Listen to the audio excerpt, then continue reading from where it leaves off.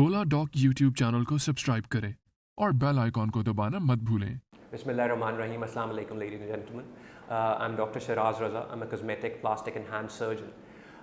जिस टॉपिक में मैं बात करूंगा वो टॉपिक शायद इतना बड़ा नहीं है, लेकिन बहुत कॉमनली प्रेजेंट किया जाता है एक दूसरे से डिस्कशन में भी, और कभी कभार हम दोस्तों में एक दूसरे को मजाक भी करते हैं, स्पेशली ख़वातीन में किसी पार्टीज़ में ये डिस्कस होता है कि ख़वातीन कहती हैं जी हमारे जब हम स्माइल करते हैं तो यहाँ छोटी छोटी लाइनें पैदा होना शुरू हो जाती हैं, यानी रिंकल्स बनना शुरू हो जाते हैं, स्पेशली जब हम स्माइल करते हैं। तो हम स्माइल करना अवॉइड करते हैं। अब ये तो हल नहीं है कि आप खुश हों और आप स्माइल ना करेंगे क्योंकि लाइंस बन जाती हैं, तो इन्हें फाइन लाइंस कहते हैं या क्रोज फीट कहते हैं। इसी तरह इसी किस्म की कुछ लाइनें लोअर आईलिड में भी बनना शुरू हो जाती हैं, और अगेन जो है ना वो झुर्रियाँ बुरी लगती हैं ख़वातीन को, उनको पसंद नहीं आती। तीसरी चीज़ आम तौर पे एक जो आती है इन फाइन लाइंस के साथ कि यहाँ एक छोटा सा गड्ढा बनना शुरू हो जाता है। हम अपनी टेक्निकल टर्म में उसको टीयर ट्रफ कहते हैं, यानी आंसू जहाँ से बहता है तो वो टीयर ट्रफ डीप हो जाता है, तो आइज़ बहुत सैड लगना शुरू हो जाती हैं।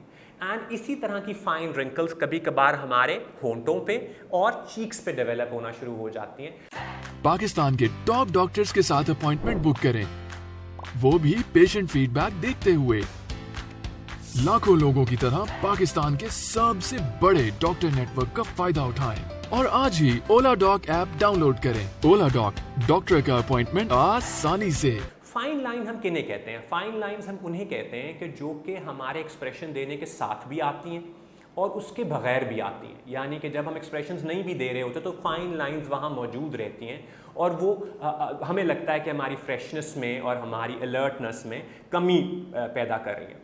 सो इनका इलाज क्या है? इनका इलाज आम तौर पे कॉम्बिनेशन होता है। आम तौर पे ऐसी लाइंस, यानी ये जो क्रोज फीट हैं या जो छोटी छोटी रिंकल्स इधर हैं, उनको बेहतर किया जा सकता है बोटॉक्स से। इवन फोरहेड की लाइंस को बोटॉक्स के कैलकुलेटेड यूनिट्स करके हम इन मसल्स को पैरालाइज कर देते हैं जो ये लाइंस प्रोड्यूस करती हैं, और अदरवाइज वो बॉडी को कोई ऐसा हार्मफुल इफेक्ट नहीं देती हैं, चेहरे के फीचर्स को चेंज नहीं करते।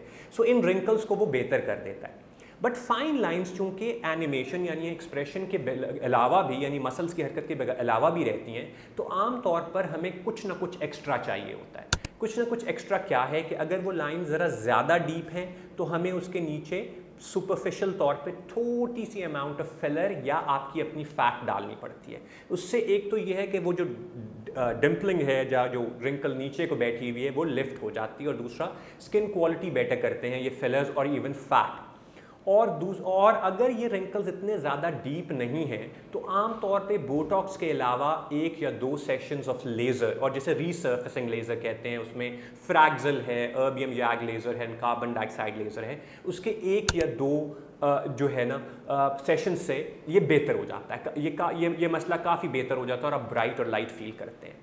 यहाँ मैं कहता चलूँ कि जी इनको प्रिवेंट भी किया जा सकता है। एक चीज़ जो हम बहुत ज़्यादा ओवरलुक कर जाते हैं वो है sun exposure, sun block and glasses.